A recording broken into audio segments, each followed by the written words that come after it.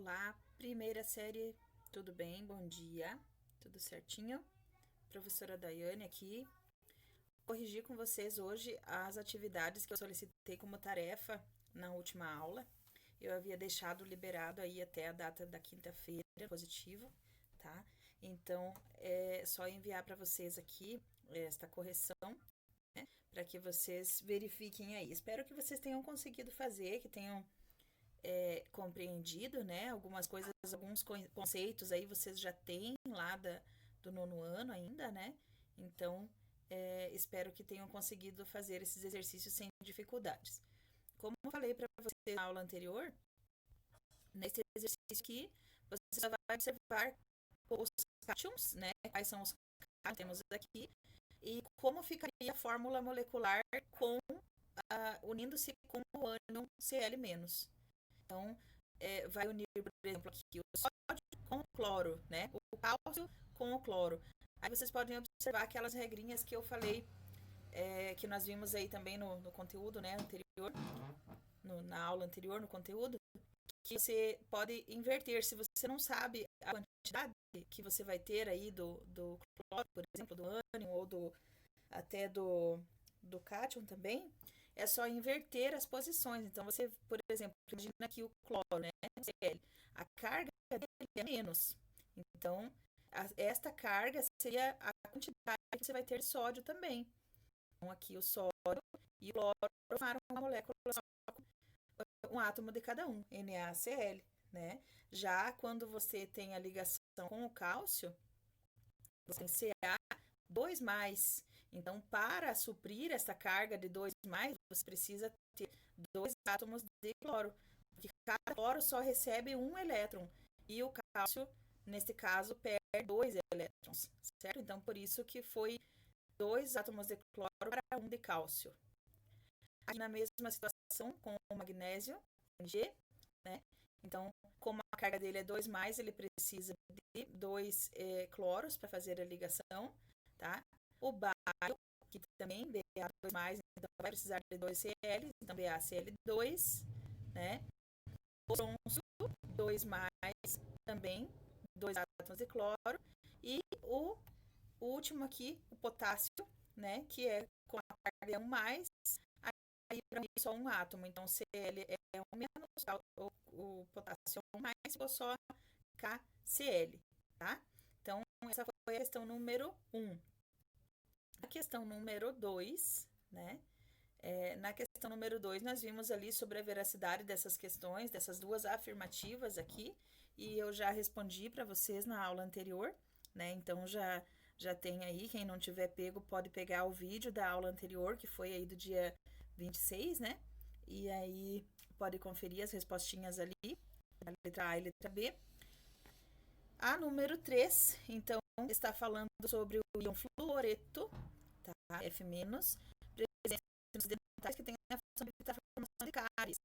Quando associado ao íon de cálcio, Ca2+, forma um composto iônico conhecido como fluoreto de cálcio.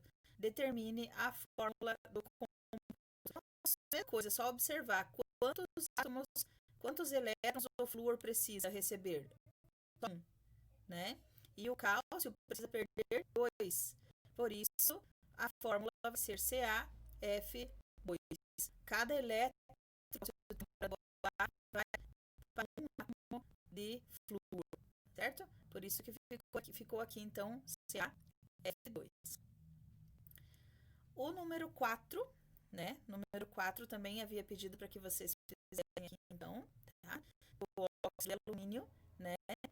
É considerado um dos compostos mais abundantes da crosta terrestre e ele é formado pela ligação química entre o alumínio e o oxigênio.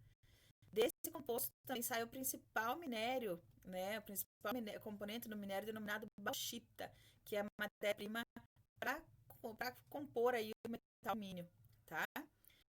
Para extrair o metal alumínio, no caso, tá? Então, se utiliza a partir desse minério bauxita, se utiliza para extrair o alumínio.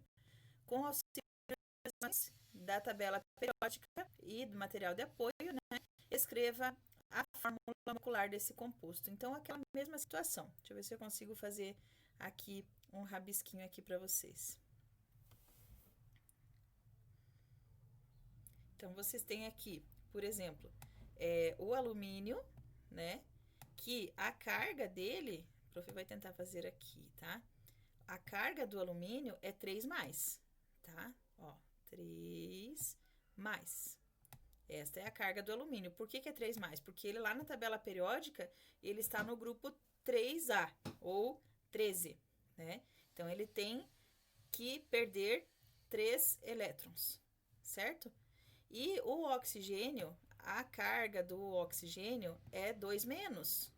2-, porque ele tem 6 elétrons na última camada, então ele tende a receber 8, tá? Então, quando você tem a união entre esses dois átomos aqui, você pode só lembrar de fazer essa inversão, ó.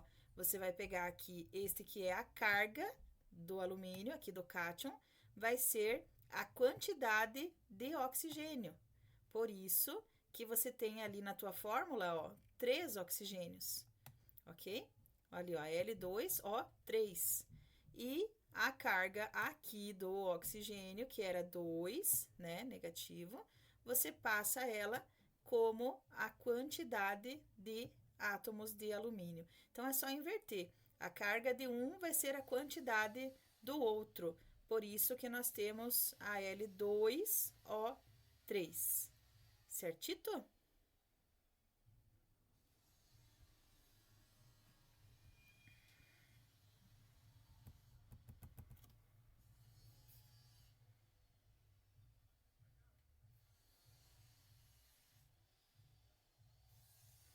Então, vamos dando sequência aí, né?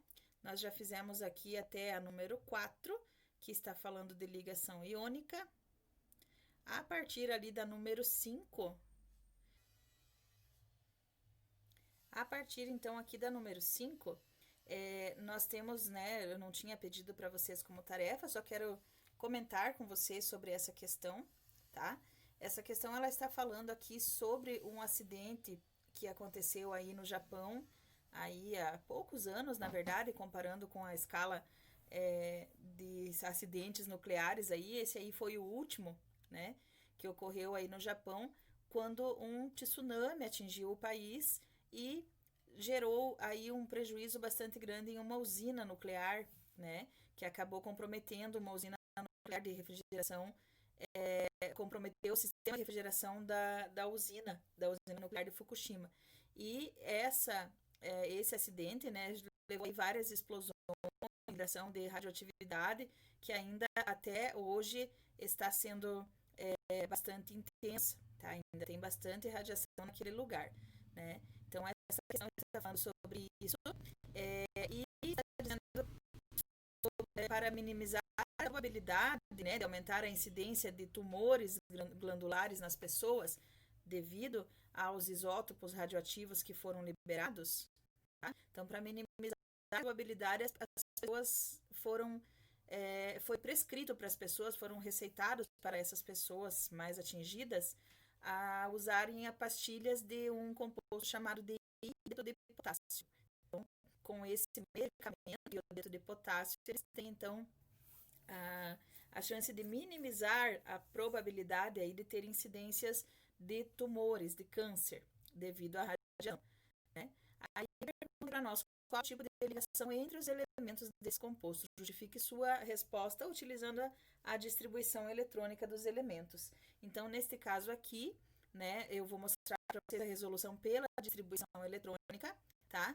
Mas já de cara vocês podem observar o seguinte: o potássio, ele é da 1A, então ele tem que perder um elétron.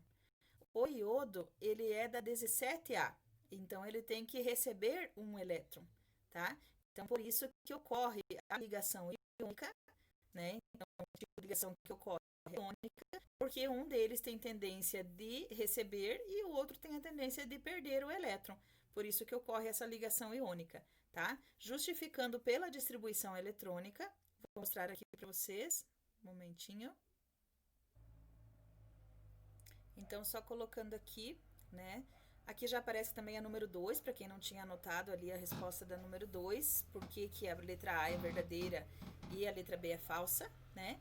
E aí temos aqui a número 5, a distribuição eletrônica, que distribui então os elétrons por nível, por camada, né?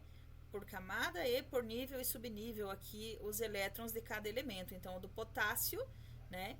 Que tem aqui 18, 2, 4, 10, 11, 12, 18, 19 elétrons, né? Número atômico 19. E aqui o iodo também com a sua distribuição eletrônica com todos aqui os elétrons distribuídos por camada. Então, nessa situação aqui, nós observamos, né, quantos elétrons tem na última camada, quanto ele precisa para receber, para terminar, para formar aí os 8 elétrons na última camada, tá? E aí, nós chegamos, então, à nossa respostinha lá, que formou o composto iodeto de potássio, certo?